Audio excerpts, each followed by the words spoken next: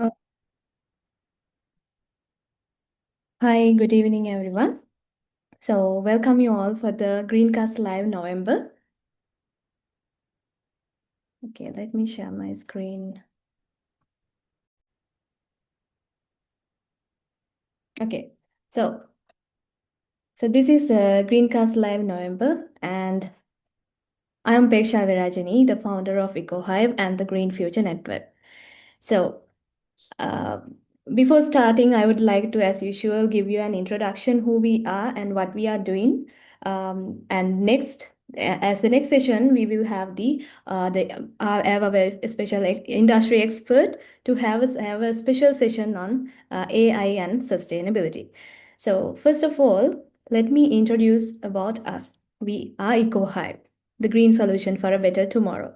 So we are the EcoHive is an impact-driven, multi-platform sustainability initiative based here in Sri Lanka. And we believe that creating a green future requires solutions that reach businesses, youth, and communities alike.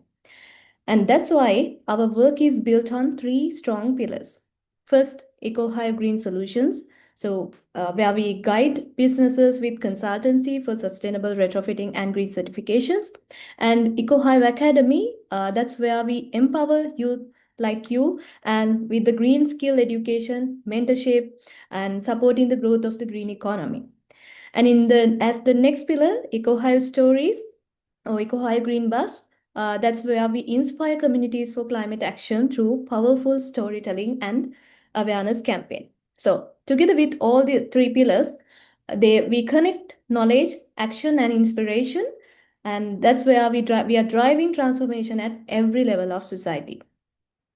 And the Green Future Network was formed under the second pillar, EcoHive Academy, and that's a membership-based platform. And this is meant to build, connect, and launch green careers. So we are building an ecosystem, like you can see here, with students, early professionals, and expert professionals with industry mentors. And later on, we hope to link with schools as well.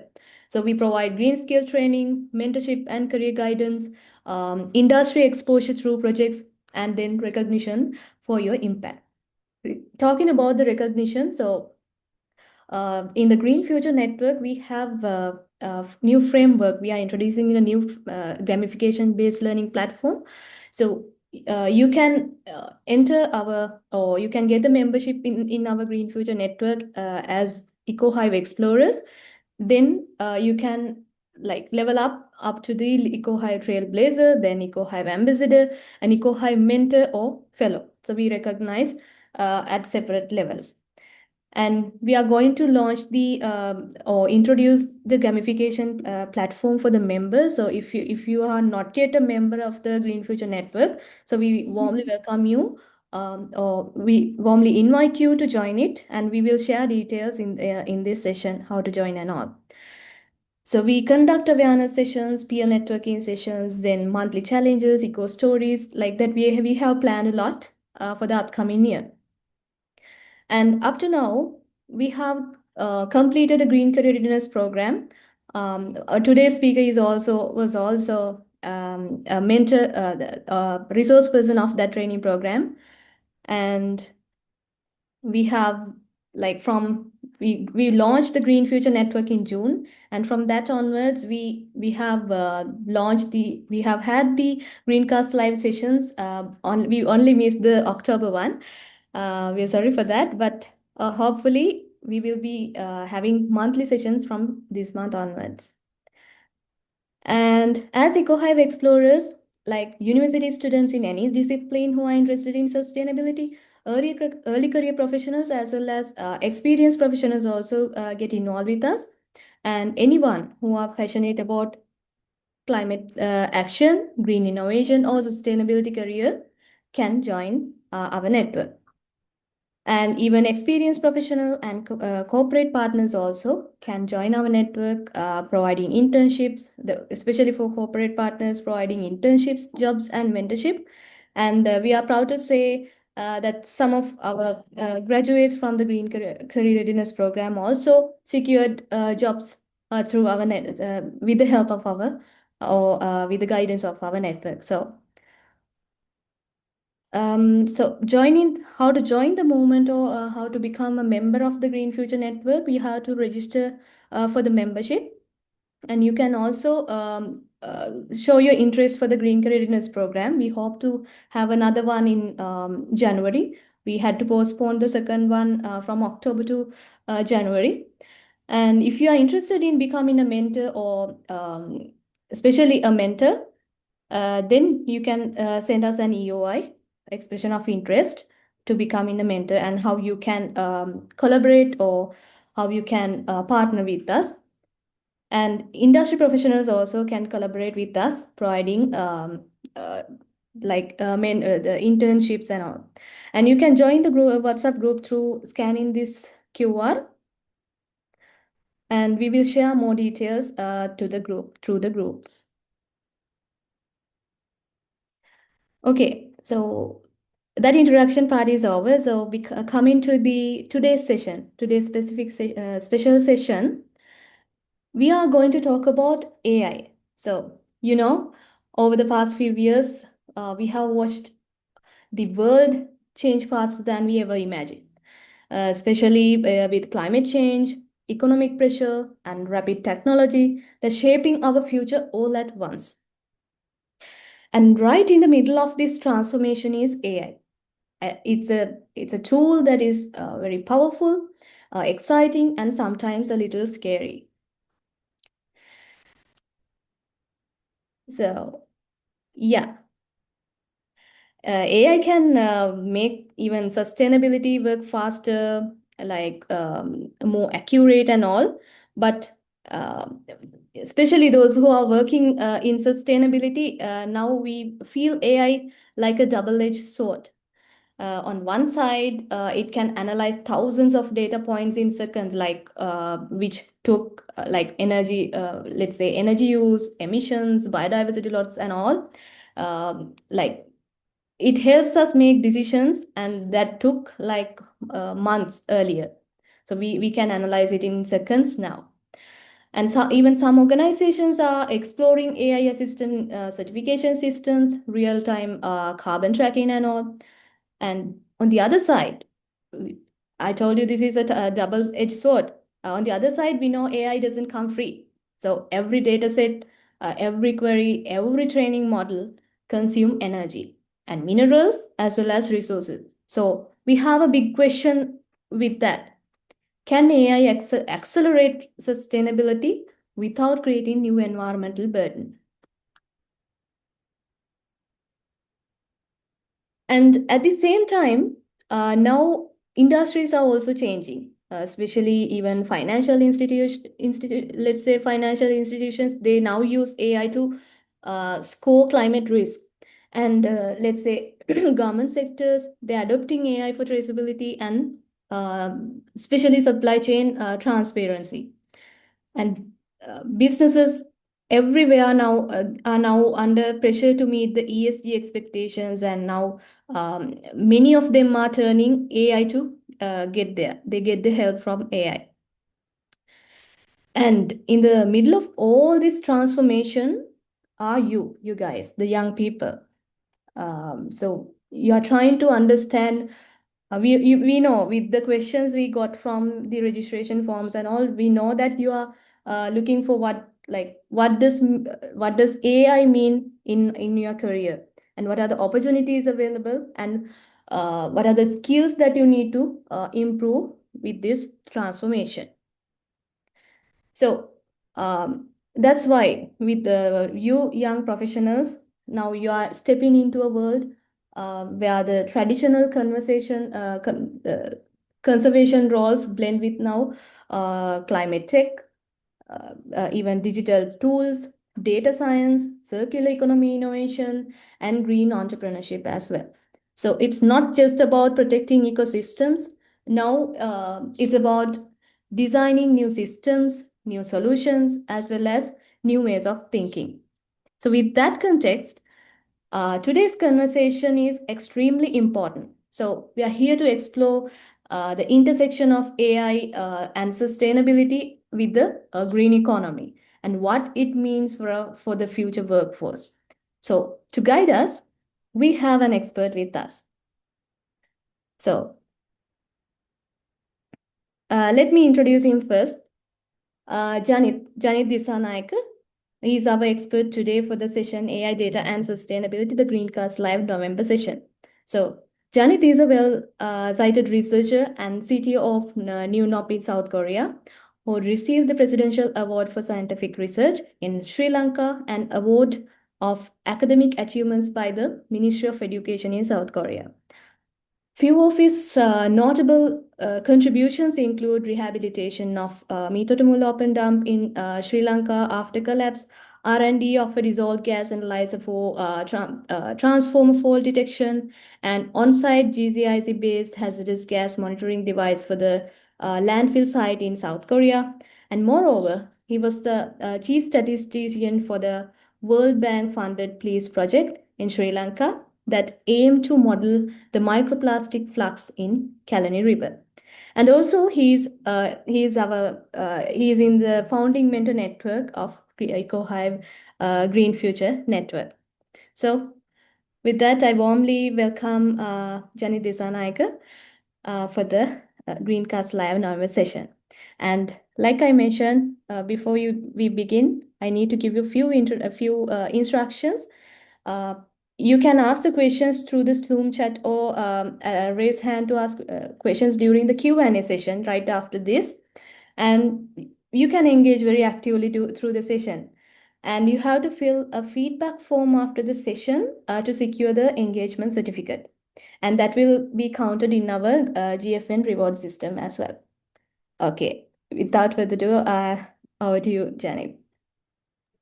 Yeah, thank you, Apeksha. And thank you, Green Future Network, also like for organizing this event as well. I hope I'm audible. Yes, you are well. Okay, perfect. Let me share my screen as well. But before we dive into all of this, can I know like who has participated in the my previous mentor like presentation so that I have a good understanding because some of you might be seeing some content which are almost similar. I think most of them are new. Janet, you Ah, can. okay, all right. Then no worries. Let me share my screen. You can see my screen, right? Yeah, good. Okay, perfect.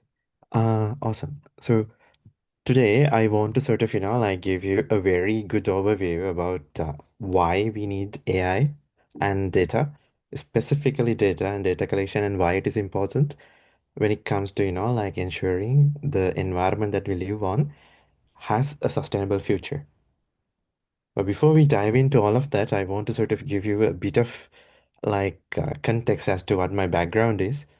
I have graduated from Oregon University with my civil engineering degree, and I came to Korea for my master's in environmental engineering. And the reason why I came to Korea was also because, like, you need to have a goal and a vision in your life. So for me, that was to sort of solve problems. As an engineer, I believe that if we can put our knowledge in, like whether it can be maths or physics or whatnot, if you put that into actual problem solving, then you will be able to make a huge impact. So that vision or the mission of my life brought me to Korea and um, led me to building all the solutions that I'm going to discuss with you today. And I hope that all of you think and reflect upon this question before we start. The question is, why all of you guys are here? I think there are about like 58 to 59 people here. So I want you to reflect upon the question, why you want to pursue a career related to sustainability or environmental sciences, let's say. For me, this was pretty much, it is pretty obvious for me. Because if you look at the statistics, whether it's WHO, UNICEF, or World Bank or whatnot, these statistics are actual facts that almost every country experience. It can be inflation with respect to food prices, or water scarcity, or air pollution, or anything like that. I believe most of us experience these things. I'm living in Korea, and during this time, this is winter, and the air quality is actually really bad. Sometimes we get alerts saying that you should wear masks before we go out. Now, as an environmental engineer, my passion is to sort of solve these problems. And I hope that you guys are also having the same passion because you guys are here with me today at around like 8 p.m. Sri Lankan time. So I hope that you will enjoy whatever that we are going to discuss as well. Now, before we dive into all the environmental engineering related stuff, I want to sort of discuss a little bit about LLMs with you. Now, like I'm not gonna like talk about large language models in a very technical sense because now we have established that we don't have enough money or like big companies are the only companies who are capable of pumping a lot of money into building base models, right? So what we do is if we have an open source model, we will use those open source large language models.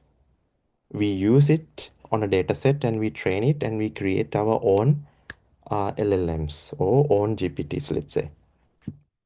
But if you carefully look at this, you would realize that large language models are essentially trained on a corpus or a large data set, and more often than not, this is basically a web corpus. That means all the internet, all the data on the internet, we have used to train these base models like Llama or whether it's a Claude or whatnot. And if you are using data to train these models, you have to realize if we input garbage into whatever the model that we are training, garbage will be coming out. So this is like something that I want you to keep in your mind. After this presentation, I'm going to come back and revisit what are the repercussions of inputting garbage into LLMs.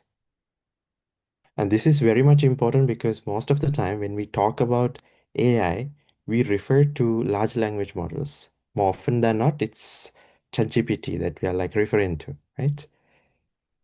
So I want you to think and keep this in mind, and we will revisit it at the very end of our presentation again to dive deep into what happens to LLMs when you input garbage into systems. Now, we know the problems that is at our hand, and we know the tool AI, or let's say LLMs or some additional AI models. How can we utilize them? How can we utilize AI and IoT and data to solve environmental engineering problems? So for me, it is sort of, I can divide them into like four segments. Firstly, like you can start with monitoring because let's see, like imagine you are living in a country and everybody is saying that there's a problem of air or something like that. But can you put a value into it? Can you quantify it? If you cannot quantify it or if you cannot characterize the problem, then it's very difficult for you to create policies or identify what you should do to solve this problem. So, for any environment or sustainability domain, first thing you have to do is to monitor, understand what is the problem and how significant the problem is, and what is the impact, the magnitude of the impact of this problem. Once you identify that, then you can find multiple ways that you can, uh, solve this problem. So that is the remediation phase. And if you go a little deeper into that problem or the solutions that is available, or like if you want to create a different solution, then you have to do research and development. And finally, if you go through all these phases, at each one of these phases, you need to raise the awareness of the public because you have to firstly identify and communicate to the public that, hey, look here, we have this problem. And then you have to identify the people or the bodies who can actually provide a solution to these problems. So again, you have to disseminate that information to the applicable parties, right? And finally, if a solution doesn't exist, you have to reach out to a university or a research institute to find out, look here, we have this problem. What are the solutions uh, that is available, or like we can explore so that we can collaboratively provide a solution to this problem. So at each phase, we can use AI or IoT or data to solve these problems. And I will go into each section one by one. Now, like, firstly, as I mentioned, first step is monitoring. Actually, like, this is where AI or anything, any IoT or any data technology comes into play big time. Now imagine like in Sri Lanka currently at the moment, air quality is very bad.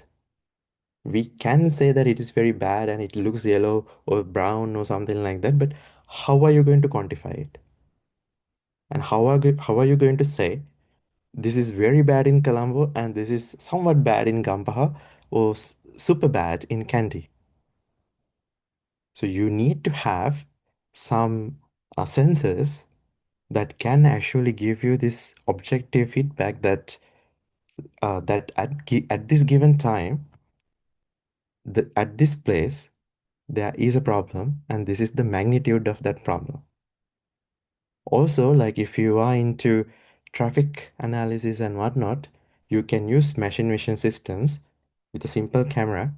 You can count the traffic and you can count the number of pedestrians, whatnot, and you can get all this visual information as well into the system. And once you get all that information, proper, good information, then you have to store it in a long-term storage and also in a short-term storage as well. And that is where like database technology comes in. So if you have a very good integrated database, you will be able to make very effective policies by analyzing all the past data. And when you have all this information, and if you have a very high sampling rate, the resolution of the data that you have is very good. And you will be able to sort of, find who the culprits are, who's emitting certain pollutants at real time, almost real time. So once we have all this information with us, the ultimate goal should be to send a trigger or an alarm, like to the relevant authorities or the enforcing bodies. Look here, there's a problem or something wrong with this specific location. So that can be facilitated via like a cloud system or like a SaaS platform or something like that. Now let me share like one case study with you. This is like the project that I have done with the Incheon city area, the provincial government. This is the Sudokon landfill site, and this is the largest landfill site in Southeast Asia. And the problem was like you can see like there are certain blocks where like there are a lot of apartments. And this area, this block, the people had a very high lung cancer incidence. And they were suspecting that um, some gases emitted by these landfill sites are the reason why we are like experiencing a very high lung cancer rate in these regions. So what we did was at that time we had, I mean, throughout entire South Korea, we have um, air quality monitoring sensors even at every single bus stop. But the gases that they are monitoring and the gases that might cause lung cancer, they are like two different things. So we had to develop sensors that can monitor um, about 21 gases at parts per trillion level accuracy, because many people are sensitive. Our lungs and our respiratory system is pretty much sensitive compared to our digestive tract. So we had to monitor all these gases at parts per trillion concentrations. So what we did was we developed on-site gas chromatography, ion chromatography, and a sensor array. And together, we monitored and tracked 21 gases, and we modeled with AI to understand the fluctuations between garbage loading and, like garbage disposal and covering up with soil layers and whatnot. And we submitted a report to the Indian government that, okay, look here, I mean, the gas levels are not at an alarming level. So this is not basically like the reason for these things. So if you have a problem, as I mentioned, if you know the problem, then it is very easy for us to sort of look into what are the technologies available at the moment and then implement the solution, collect the data, uh, and then like understand, okay, this is the reason, this is the actual reason or not. And then you can sort of make a policy to sort of remediate that issue. For example, if our data mentioned or like highlighted that there was so many hazardous gas emissions happening because of the landfill sites at a particular time, the government would have implemented policies to mitigate that. But anyways, the landfill site again is currently discontinued and it is scheduled for closure. Yeah. Now the second phase is basically like remediation, right? So I want to sort of take you through like three case studies. The first one, I I'm not so sure about like the current status of soil pollution monitoring in Sri Lanka, but in most part of the world, like if you have, let's say, petrol stations or gas stations, they have what we call an oil well. The bowsers come and they pump oil into this well, and then you have all these dispensing machines where like it will pump from this well and then provide fuel to vehicles. And this oil well, they have a liner, and it should effectively block the oil from seep into the oil. Sorry, seep into the sand or like the soil. But sometimes, because of poor construction of the well, or sometimes it can be some soil movement based, like an anomalies or earthquakes or whatnot, these oil wells can get damaged and oil can seep through into the subsoil layer and even to groundwater level as well.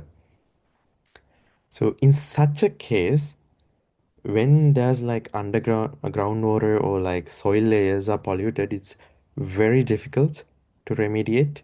So in such a case, if we have certain indicators like whether like this entire oil well is leaking or not, maybe we could have like prevented this entire oil flume from reaching groundwater table or something very faster, right?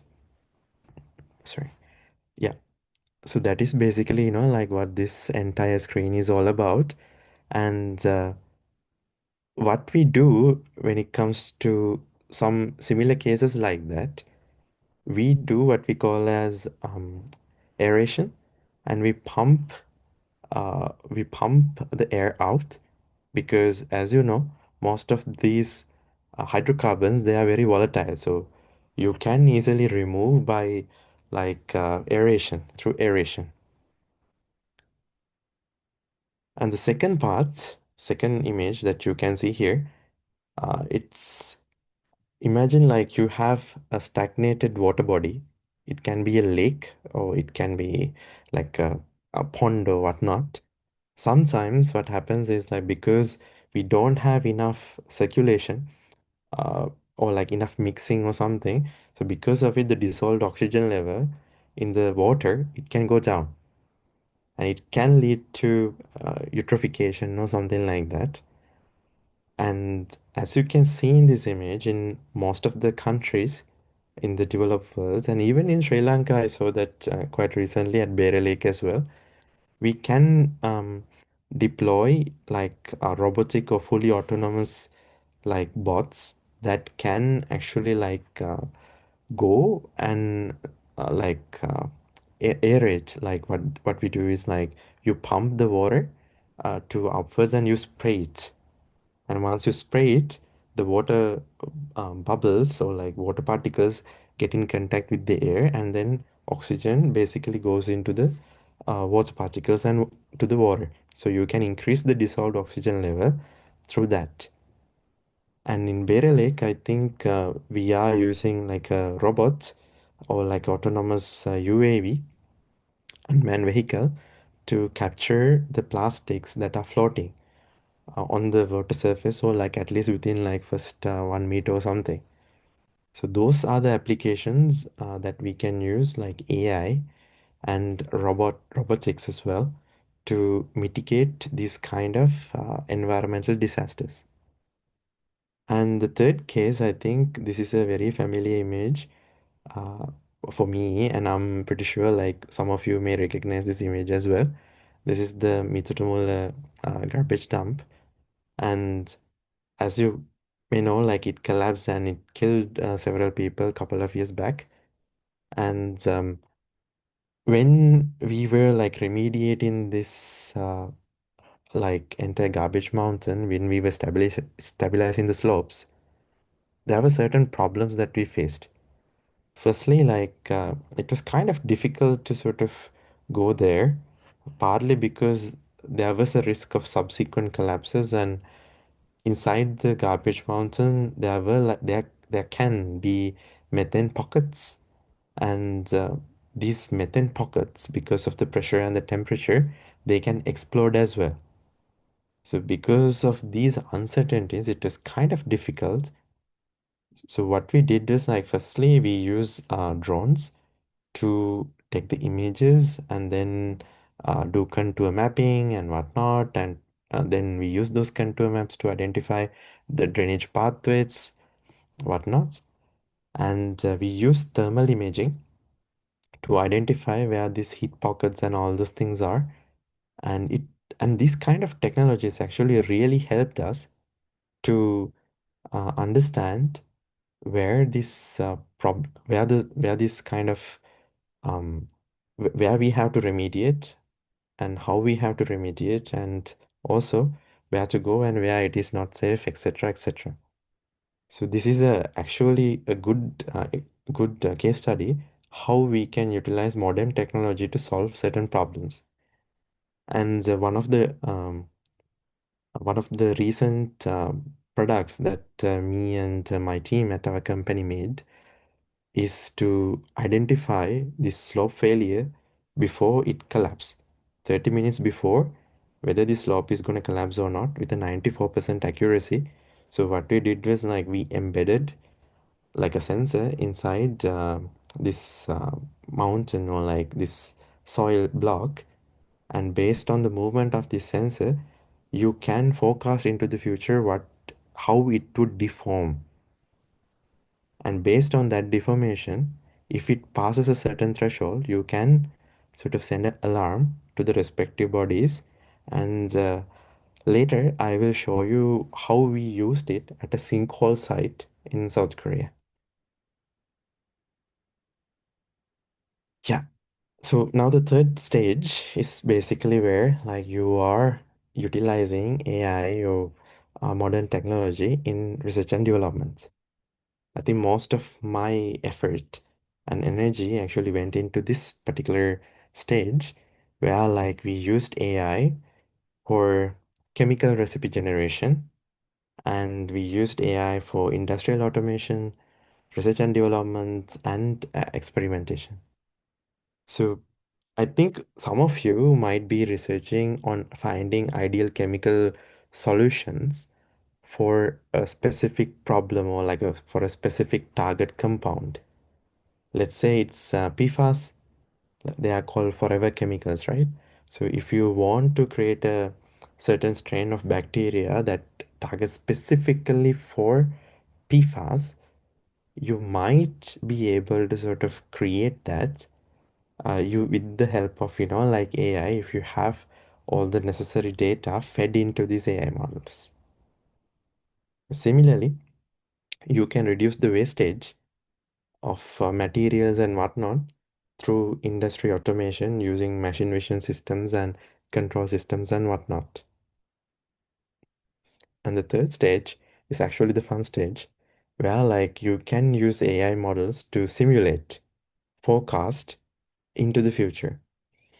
For example, one of the conferences where I presented about the cancer progress in Sri Lanka, one university, I think that was a National Taiwanese University, they presented how to use a metaverse and using like a population of metahumans to simulate the entire population of of Taiwan.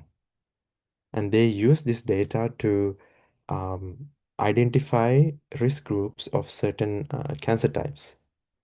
So these are like actual, I mean, these are the most amazing use cases of AI and metaverse and whatnot that even as Sri Lankans or even someone from developing world can utilize it if you actually learn how to use this metaverse to simulate how a population behaves and work.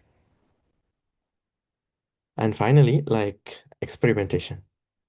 You can like come up with a good concept or whatnot, but if you want to convey or if you want others to adapt the technology or like findings or give it a shot, you have to show them at least as a POC. For this, you can utilize AI models. Even like if you don't know coding, you can use tools like Lovable and whatnot to code whatever the platform that you want to sort of code and showcase to people, okay, hey, look here, this is the platform I have built. This will help reduce the wastage or garbage or like something by this much of percentage by doing this. So we can definitely use AI and AI based tools for experimentation purposes as well. So I'm gonna dive into two case studies. Like this is where like we used some AI models to identify the perfect recipe for nitrocellulose membranes. As you know, like I'm sure like you guys have done a rat test kit for COVID-19, most of you.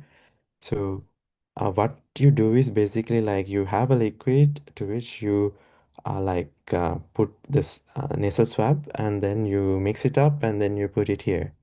And then what happens is like within this membrane, water, goes up and we call that wicking of the membrane, and we measure the wicking rate.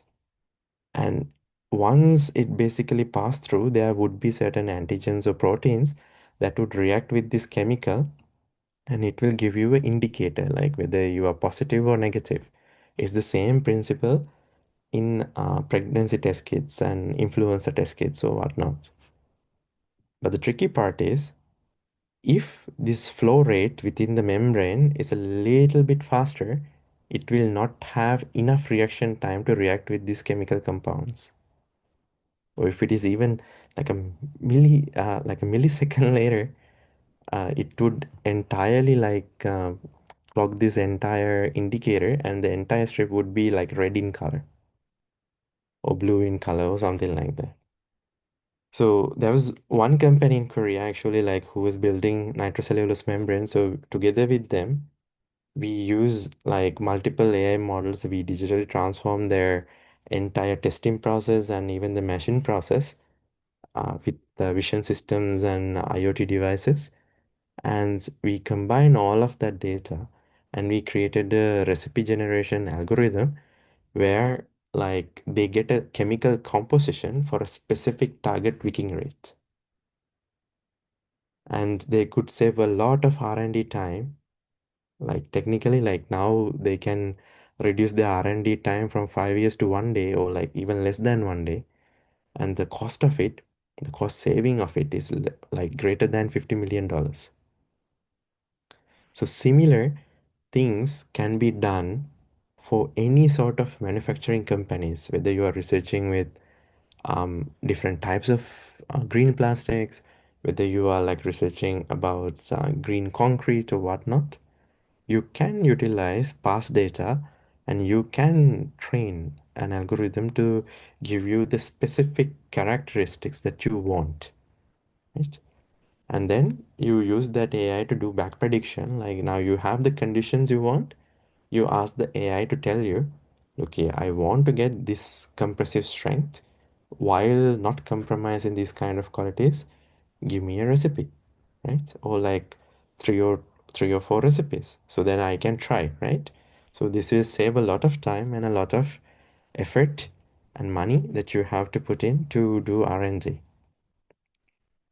And the second case study is basically like automation. I started this in Sri Lanka, but at the same time as a research, and actual implementation actually happened in Gangwon-do area in South Korea, where like this is a wastewater treatment plant, and you have the wetland, and at the inlet you have a lot of waste coming in, and you know the wastewater quality, say sulfates or whatnot, or BOD, COD, whatnot. So based on these chemical parameters, if we can fine tune, if we have the option, can we change the flow rates and the feeder dose, like whether it's chlorine or whatnot that you have to feed? Can we do that with the use of AI? If we have data, the feeder dosage and the inlet water quality and the outlet water quality, and if you have this information collected for a longer period of time, it turns out that you can, and with the accuracy of about like 87% to 91%. So this will give this kind of wastewater treatment plants some some uh, some flexibility to handle various and diverse loads that is coming at the inlet. Yeah, so finally, the awareness part, that is where like we can use technology to decimate all this information. The first thing is to absolutely like create a website and decimate all this information in a very high context form. It can be a video, it can be like audio, it can be an image, it can be a text. So you can reach out to a vast audience if you have a website. And the second thing, I really wanted to put it here because there was this interesting case study done by, I think, Nepal, where they allowed users to take photos of garbage if they see at a road or something like that. And all the Nepalese people, they have taken like images and they uploaded it. And from the back end, you process the information and process the metadata of the images, and you populate and you extract the GPS coordinates of it, and you have a map of where the garbage is getting piled up. And then this information was later transferred to the municipalities so that they can go and clean these garbage pile-ups. So this is also done by like a group of I think either high school or like university level people. So I also believe with the AI tools that are readily available, you can make this application in just 10 minutes or in 5 minutes if you really put your heart and soul into it. And the third part is basically like SNS and questionnaires or surveys. You can like put all your information or whatever you are doing onto SNSs, and you can decimate information because most of the time younger generations, they are not reading much newspapers and whatnot, so they live in a digital world, so you have to communicate or reach out to people in the medium that they are like using. So if Gen Z or like even the younger generations, if they are using like Instagram or TikTok or something like that, that is where we have to put all this useful, valuable information. And finally, like I think this is what Upeksha is doing as well. We have to educate the public and also like create sustainable professionals who are passionate about doing something for the environment so that this collective of 51 people or 58 people can transform into 1,000 people in like a couple of months or something like that. Yeah, so I think the case study that is mostly applicable to Sri Lanka, which is something that I'm currently building in collaboration with the World Bank as well, it is to mitigate the microplastic pollution in the rivers of Sri Lanka. And this is part of the Please project. I think Upeksha mentioned this as well. And this is done as an effort, a 5-year plan to reduce the microplastic pollution or like the plastic pollution in the rivers in Sri Lanka. So this dashboard would be made available to the public, I suppose, and this whole discussion is up to Central Environmental Authority, and once they open this dashboard, then you will be able to see like what rivers are polluted and what rivers need extreme attention and what type of pollution there is. And later we can do research and find out what can be the possible sources um, of these types of plastic pollution as well. Yeah. Now, as I mentioned, um, we discussed about LLMs and all these AI applications, but the biggest thing that I want you all to focus on, whether you are creating a platform, whether you are creating a recipe generation AI, or whether you are creating a R&D chatbot or whatnot, if you input uh, garbage data, garbage data will be coming out. And currently, all these LLM models are basically trained on like data coming from the internet. As you can see, the internet penetration rate is basically very different and it's very diverse. So some countries will provide more content into the internet corpus or the database of the internet, let's say. And the countries that don't contribute much, the AI will not know about those cultures or what their values are, behaviors, whatnot. And that is basically like the reason for increased bias in some of those large language models that we are using. And one thing that has happened because of this bias is that when Google or something, if you ask Google to sort of evaluate a photo of a man and a woman, AI or the image processing AI module would always think or like rank females as younger than they actually are compared to men, where like their images are kind of ranked as more older than they actually are. And imagine you with um, couple it with a selection criteria for a specific job. Now, according to this graph, you can see that the resume score for a applicant, a female applicant, age 40 or above, because their perceived age is basically taken as younger than they actually are, the resume score given is actually lower compared to a man who's basically like older. I mean, the same age, but they are basically preferred and rated higher. And the opposite thing happens when like when for males who are like in between the age group of 20 to 40, right? And this can create certain issues, like for example, if this happens, then some men would get preference for senior positions compared to women, right? So these kind of conflicts can happen if we use AI without understanding what are the biases that they have, and if we use like these AI models on top of our data, we are inheriting these biases as well.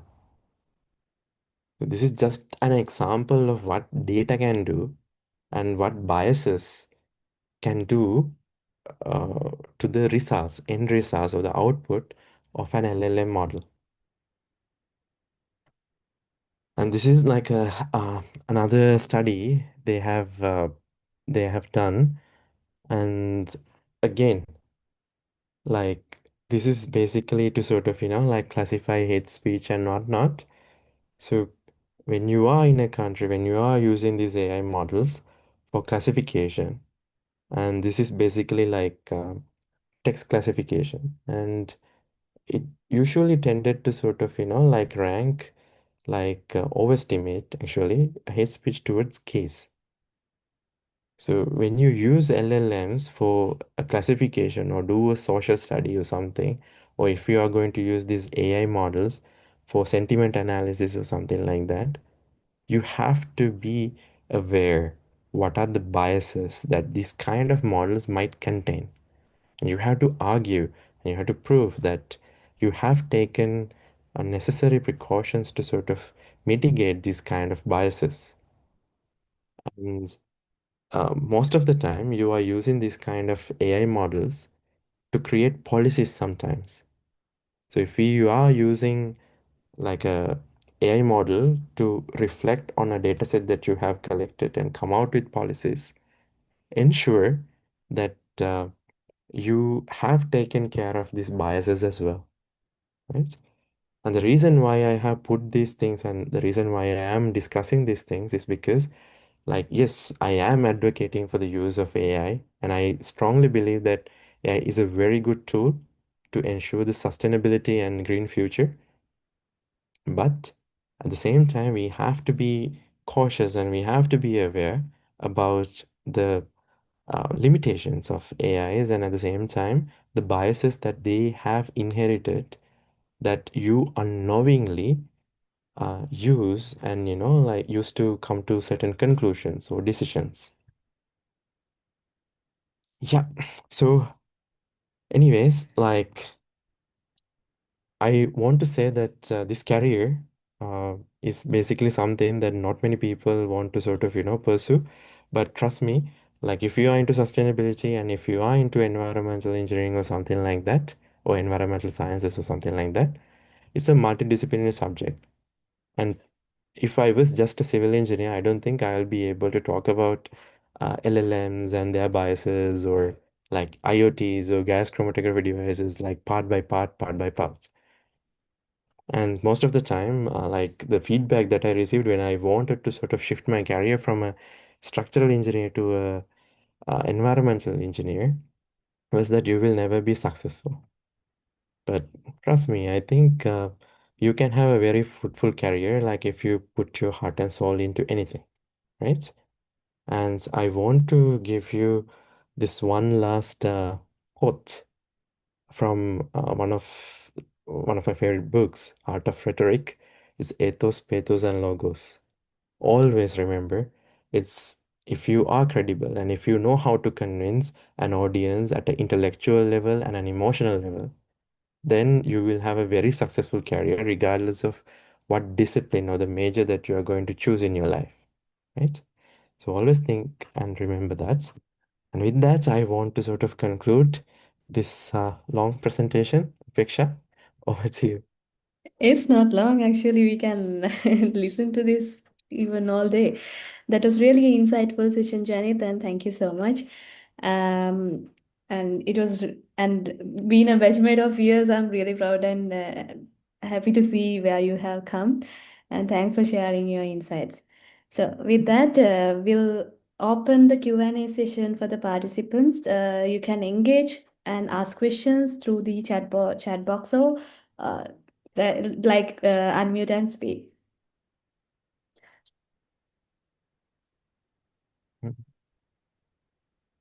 Viksha, I have one question from Navodani. Okay. So what kind of tools can you use as a non-coder to generate or create AI models? Okay, so it depends on what you want to create. So you can use even ChatGPT to create like a simple AI model, like a CNN or whatnots. And but if you are specifically referring to AI agents who can do a specific task for you, like for example, if you want AI models to go and fetch information from Scopus or something like that and take them, extract them, and then if you want to do a sentiment analysis also automatically with it, you can use tools like Crew AI or something, where like you can create a sequence of AI agents. So those kind of tools are currently available without even without writing a single line of code, I would say.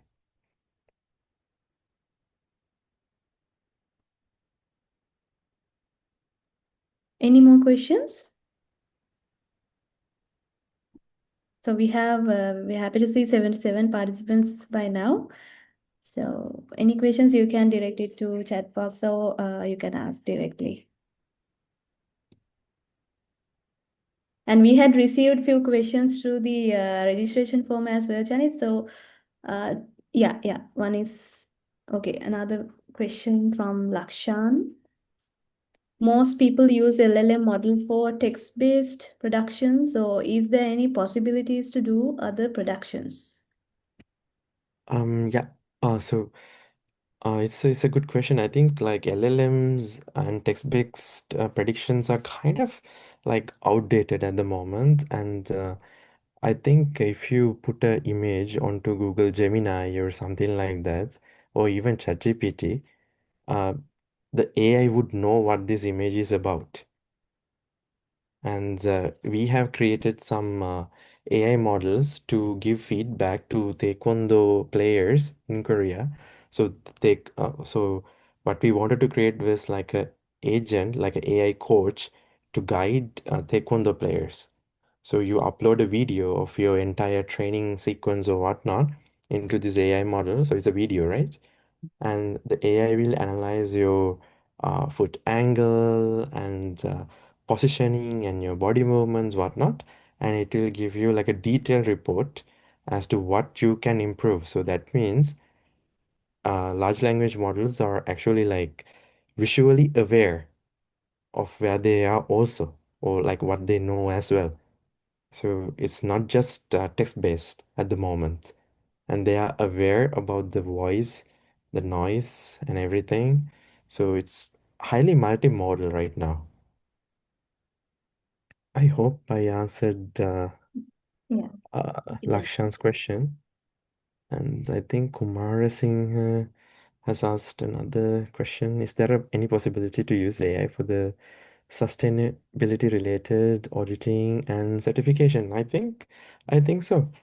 I unfortunately I cannot show you like something that we have built, and this is for road grading, like road classifications, as you know, like based on the types of cracks that roads have, whether it's alligator cracks or potholes or like grafting on the road, you have a classification in the US, right, ranging from 1 to 10. A similar grading actually is there for South Korea as well. So what we did was we have dash cams. We feeded this dash cam into like a AI, and the AI will analyze the entire stretch. It will identify like these kind of cracks and all these occurrences, whatnot, and it would automatically grade it as well. So you don't have to get the subjective opinion of a um, researcher or like a PhD or like a expert when you have like an objective opinion of AI. So you can definitely, if you train with the right data and right criteria, you can use AI for auditing and certification. But I think it all boils down to whether we are going to accept the verdict given by the AI or not. So you always may need to have one person, like a human in the middle, before you technically give the sign off. And I think Marsha has another question. As a recent engineering graduate interested in the environmental fields, I would like to know what the best entry path would be to start a career as an environmental engineer. Are there any particular training programs or qualifications that would help me become more industry ready? Um, That's a it's good a little, program. yeah, yeah, it's a difficult question. I think Upeksha will be able to answer this question way better than I am. My career choices are a little bit different. So I can only speak for myself and how I came to be who I am, right? So from my experience, I decided to go for my master's after like 6 months of research assistant being as a research assistant after at Maruto University. And as soon as I graduated from Korea, um, I wanted to work at a company that I had zero experience previously. So I had some experience working at Ambale water treatment plant and Ratmalana wastewater treatment plant during my training period. So I wanted to build by hand these electronic devices because everybody was saying that only electronic engineers can build electronics or whatnot, right? So I chose this air quality monitoring company because they hired me to build these gas chromatography devices by dismantling all these big equipment. We dismantled them and we learned why these parts go into these equipments and we reassembled it with our own sensors and tools and whatnot, and we reduced the cost actually down from $80,000 to just $14,000. And this lab equipment, we made it like on-site ready. So you can select a path like that also, Marsha. Like if you can handle a little bit of stress and if you are kind of driven and want to do certain new things and challenge yourself a bit, you can follow a similar path as well. And now that AI is also advancing, I also encourage all of you to be multidisciplinary rather than just focusing on one specific avenue. Yeah.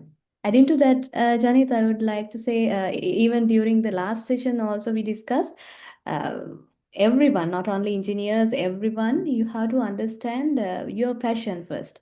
What resonates more? Like you said, while you were, I think, in your training, you worked in water treatment plant, right?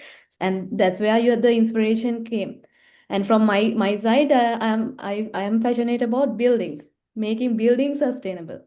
So, like that, you can identify your passion through your undergraduate life or your early career life. Then you can choose a path according to that. And adding that, if you are like blind to all of this, that's why we are giving you the Green Career Readiness program, where we give you insights from many industries, so that then it will help you decide what path you like most. So that's, I think, Masha got the answer. I saw another question coming. Yeah, I think another question is from Navodi. In that case study of water treatment plants, you mentioned approximately how much time period of data needed to be trained to develop something like that AI model? It's a very good question, actually. Like, for you to sort of hit a particular like level of accuracy, you need to have some substantial amount of information, right?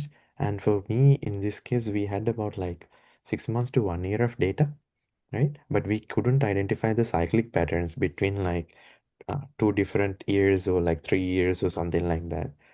But if you can collect all this information for a longer period of time, you can identify this cyclic and all these patterns as seasonal fluctuations as well. So that is a very good question. And ideally, like if you have, let's say, 2 years of data or 3 years of data, And if you have this data, sometimes you can use AI to create your own data also.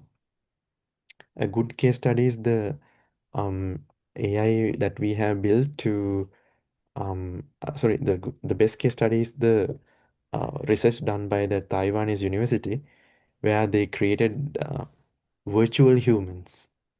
They conducted the test actually for 16,000 humans, and they used that 16,000 data points, and they expanded the 16,000 data into 200,000 population inside the virtual country, right?